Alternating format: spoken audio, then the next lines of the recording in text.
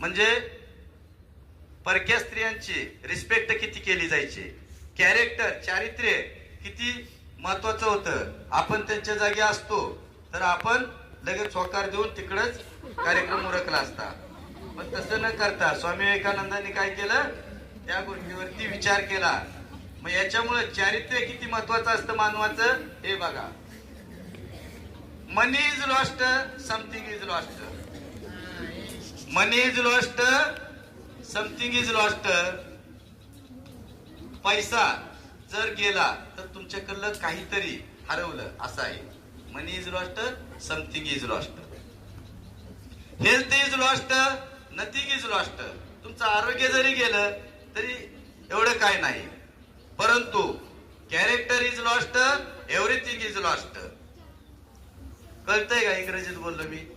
Money is lost, something is lost, health is lost, nothing is lost.